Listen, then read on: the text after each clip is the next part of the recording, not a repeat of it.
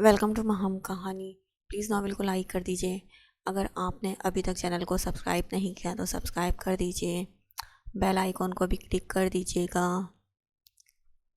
اس سے یہ ہوگا کہ ہر نئی آنے والی ویڈیو کا آپ کو نوٹیفیکیشن ملتا رہے گا. چلتے ہیں ویڈیو کی طرف.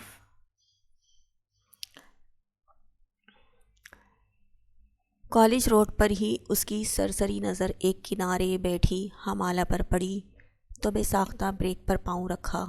سامنے وہ نقاب کیے بغیر کسی اجنبی لڑکے کے ساتھ رو رہی تھی اور رات کا تو پارا ہی ہائی ہونے لگا. وہ گاڑی اسٹارٹ کرتا تیزی سے روڈ کے اس کنارے پر جا رکا.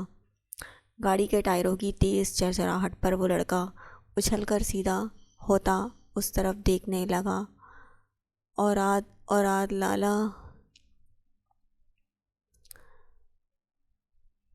لالا وہ اورات کو دیکھتی ہکلا کر بولی، یہاں کیا کر رہی ہو؟ وہ اس کے پاس آتے ہوئے سرد لہجے میں بولا اور ہونک چہرے کے ساتھ ان دونوں کو تکنے لگا تھا. اس لڑکے کو گھورا. تم جاؤ اب، اس نے درشت لہجے میں لڑکے سے کہا تو وہ سر ہلا کر وہیں سے پلٹ گیا.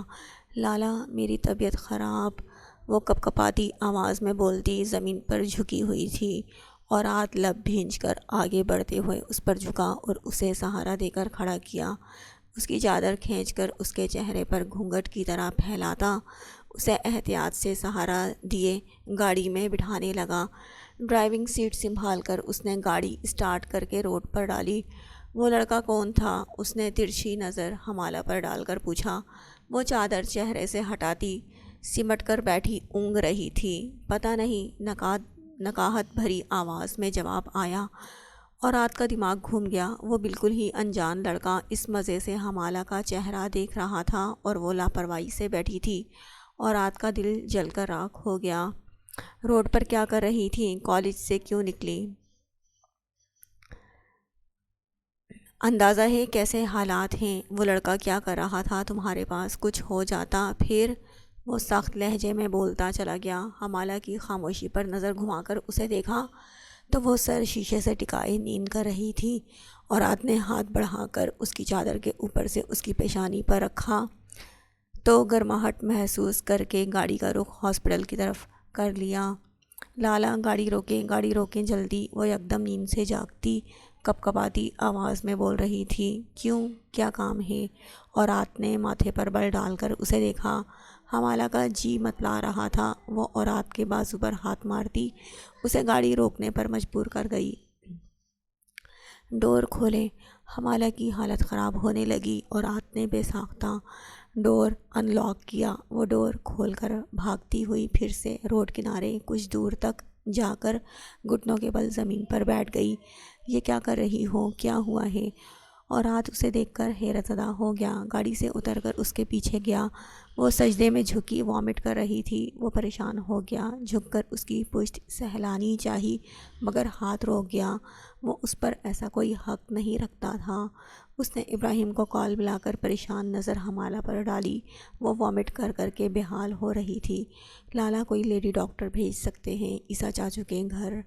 جی سب خیریت ہے. حمالہ کی طبیعت بہت خراب ہے. ہاں جی، فیور ہے اور وامٹنگ. اوکے. وہ بات کر کے فارغ ہوتا موبائل پاکٹ میں رکھ گیا تھا.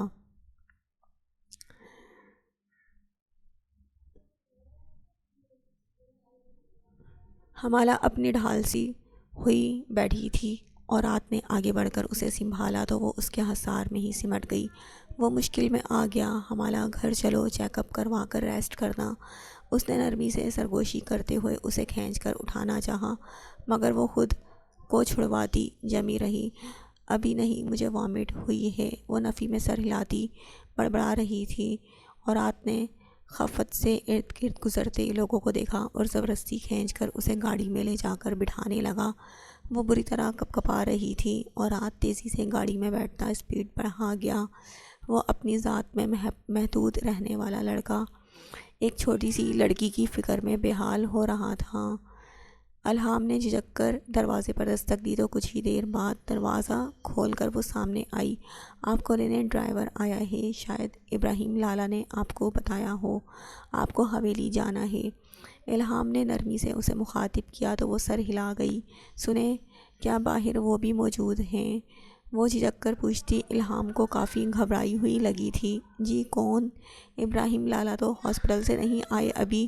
الہام نے حیرت سے پوچھتے ہوئے ابراہیم کا سمجھا۔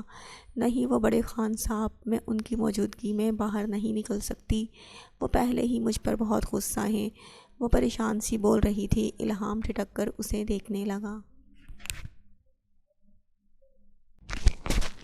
الہام نے جھجک کر دروازے پر دستک دی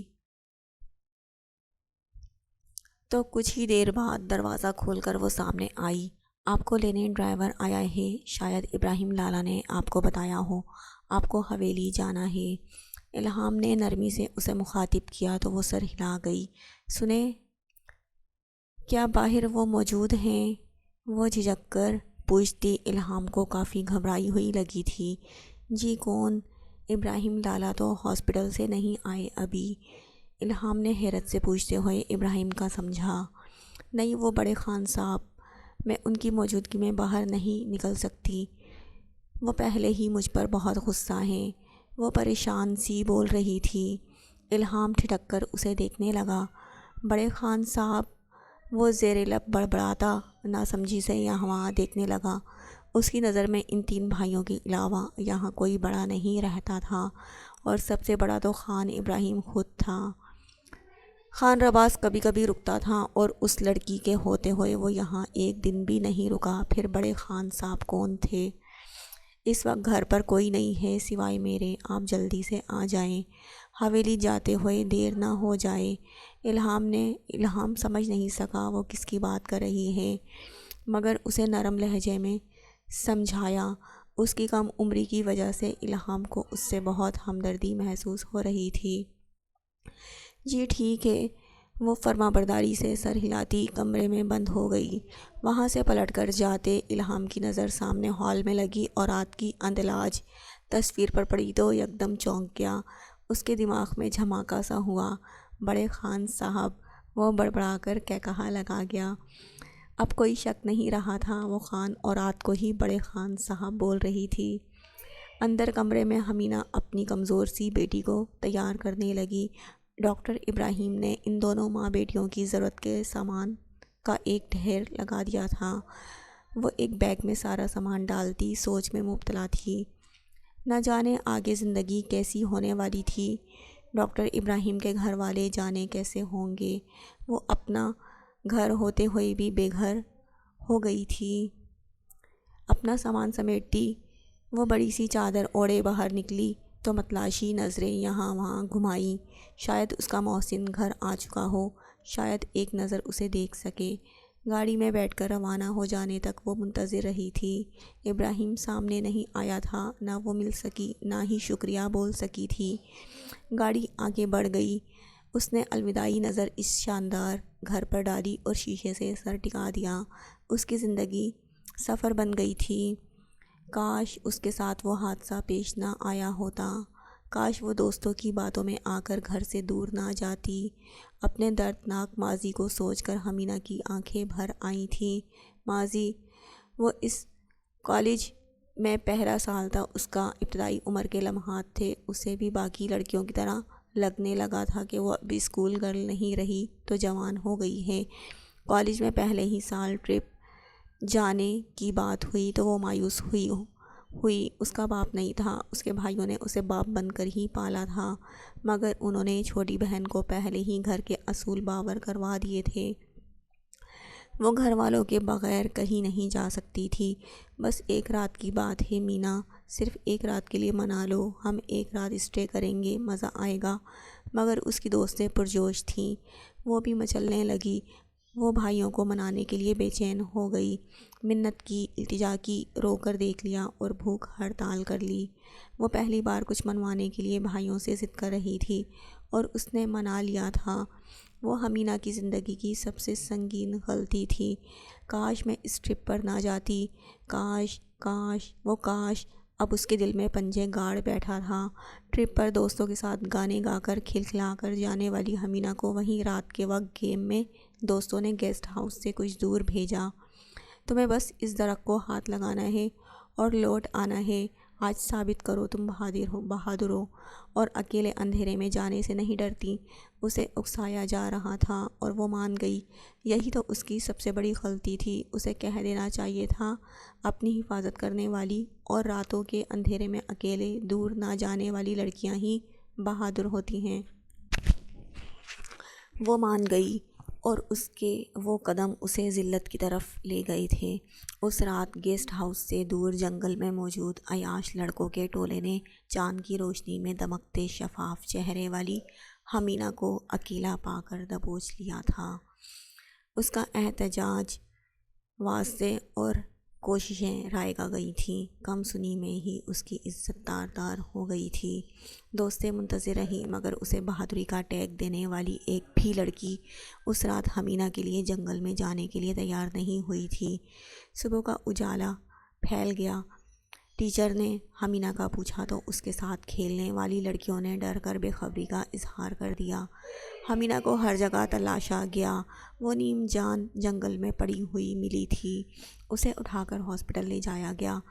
اس کا علاج کیا گیا۔ گھر والوں کو اطلاع دی گئی۔ اس کے بھائی اسکول والوں پر غصہ ہوئے اور اسکول والوں نے حمینہ پر الزام دھر دیا۔ باقی لڑکیاں خاموش رہیں اور حمینہ کی زبان اس حادثے نے بند کر دی تھی۔ وہ شوخیاں بھول گئی، پڑھائی چھوٹ گئی۔ گھر کے ایک کونے میں سمٹ کر روتی حمینہ نے اس کم عمری میں ہی بچی کی ماں بن کر اپنی بد کرداری پر مہر لگا دی تھی۔ بھائیوں کو بہن قبول تھی مگر اس کی ناجائز اولاد کسی طور پر قبول نہیں تھی۔ گاڑی جھٹکے سے رکی تو وہ ماضی سے نکل آئی۔ چہرہ آنسوؤں سے تر تھا۔ گود میں سوتی بچی رو رہی تھی۔ وہ جو خود ماں کی گود چاہتی تھی وہ بچی کو گود میں لیے گاڑی سے اتر رہی تھی۔ سامنے نہایت اونچی شاندار حویلی تھی۔ حمینہ کی نظر پڑی تو بے ساختہ ٹھٹک گئی۔ حویلی بہت بڑی تھی مگر جانے حویلی کے مکینوں کے دل کیسے تھے۔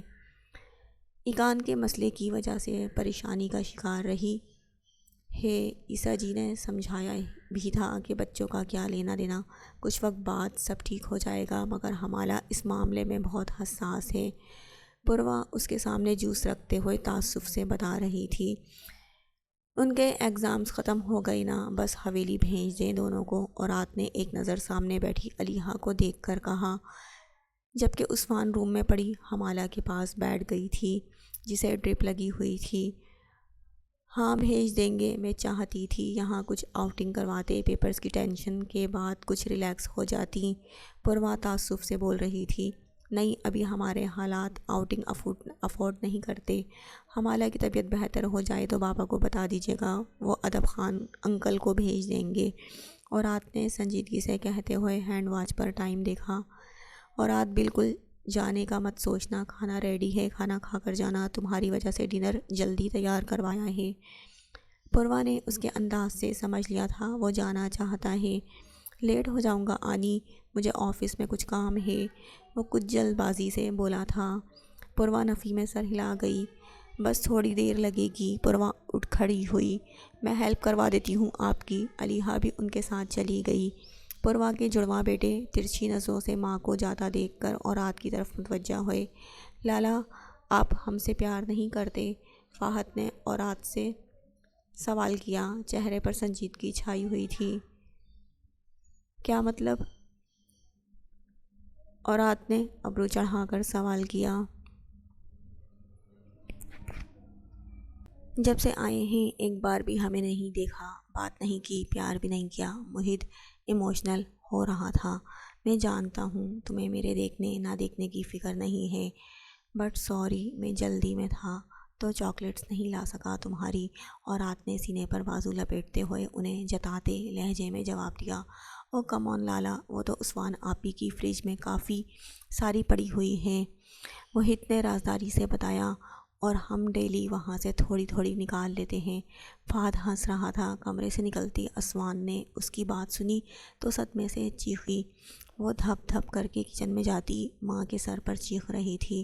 موہت فہد پریشان سے ایک دوسرے کو دیکھتے لڑنے لگے کہ یہ بات کیوں کی، اور رات کی نظریں اس دروازے پر گئیں جہاں ہمالہ سو رہی تھی۔ وہ کبھی کسی کزن کے روم میں نہیں جاتا تھا مگر اب اس سے بیٹھا نہیں جا رہا تھا۔ یکدم وہ اپنے دل کی سنتا اٹھا اور اس کے کمرے میں جا پہنچا۔ وہ سکڑی سمٹی سو رہی تھی، رنگت میں ہلکی پلاہٹ تھی، ڈرپ لگی ہوئی تھی، گھنگھرالے بال چہرے کے گرد پڑے ہوئے تھے۔ وہ اس سے نظریں چراتا جھک کر اس کی نبض چیک کرنے لگا۔ وہ بخار کی حدت سے جل رہی تھی۔ اس کے ٹھنڈے لمس پر ہمالہ نے نیموا آنکھوں سے اسے دیکھا۔ بتایا تو تھا آپ کو طبیعت خراب تھی، اسی لیے کالج سے نکل گئی تھی، آپ پھر سے ڈانٹنے آ گئے۔ وہ شاید نیند میں تھی تبھی بڑبڑانے لگی، تم ٹھیک ہو جاؤ، اس نالائکی کا سوال بعد میں کروں گا۔ لوگ بخار سے گرتے ہیں اور تمہارے قدموں میں پہیے لگ گئے تھے۔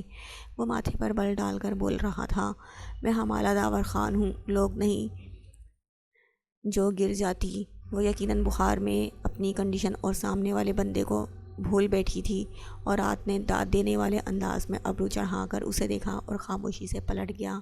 ابھی وہ اسے کچھ نہیں بول سکا، ابھی کچھ کہنا نہیں چاہتا تھا۔ وہ ابھی تو اپنی دن بدن شدت اختیار کرتی محبت سے پریشان تھا۔ میں نہیں جانتی تھی تمہارے ساتھ وہ سب ہوگا، میں بہت شرمندہ ہوں ایقان۔ گلجان اس کے کمزور ہاتھ تھامے رو رہی تھی۔ آپ اتنا تو پتہ کر سکتی تھی نا کہ وہ انسان کیسا مزاج رکھتا ہے، کچھ تو سوچتی مورے۔ میں نے صرف جسمانی اذیت نہیں جھیلی، ذہنی اذیت جھیلی ہے۔ میں خود کو اب نیم پاگل سا محسوس کرتی ہوں۔ وہ خالی خالی نظروں سے انہیں دیکھتی بول رہی تھی۔ زرشے ایک طرف چپ چاپ سی بیٹھی تھی۔ ایقان بظاہر کچھ سنبھل گئی تھی مگر ماں اور نانی سے دور ہوتی جا رہی تھی۔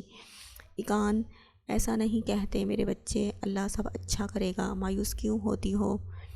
پوری زندگی پڑی ہے ابھی، اپنی ماں کو دیکھو کیا حال ہو گیا ہے اس کا۔ گلجان تڑپ کر اسے سینے سے لگاتی سمجھا رہی تھی۔ میں نابینا ہو گئی ہوں مورے گل، میں اب کسی کو نہیں دیکھ پاتی، میری آنکھوں کے پردے پر میری ذلالت کے مناظر ٹھہر گئے ہیں۔ آپ کو لگتا ہے پوری زندگی ابھی باقی ہے، اور مجھے لگتا ہے میں اپنی پوری زندگی وہیں جھیل آئی ہوں۔ ایقان پھوٹ پھوٹ کر رونے لگی۔ زرشے اور گلجان بیگم اسے محبت سے دلاسا دے رہی تھیں۔ ثنا بیگم دروازے پر کھڑی دکھی ہو رہی تھی، ساری نفرت اور الجھن خاک ہو گئی تھی۔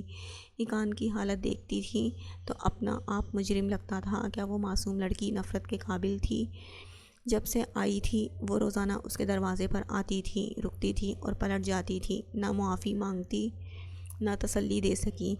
معافی، پچھتاوا، تسلی، دلاسا سب بے معنی ہو گیا تھا۔ ایقان اب احساسات کو سمجھنے سے عاری ہو چکی تھی، وہ بدل گئی تھی۔ مورے آپ اندر آئیے نا۔ زرشے کی نظر ثنا بیگم پر پڑی تو بے ساختہ پکار کر احترام سے کہا، آپ مجھے الزام دینے آئی ہیں نا؟ آپ کا پھر کوئی نقصان ہو گیا ہوگا، ٹھیک سمجھتی ہیں آپ مجھے؟ بہت منحوس ہوں میں، اتنی منحوس کہ خود اپنی خوشیاں بھی کھا گئی، اتنی منحوس کہ اس گھر میں بھی مجھے جوتے کی نوک پر رکھا گیا۔ ثنا بیگم کو دیکھتی ایقان بولنے پر آئی تو دل چیر سی گئی۔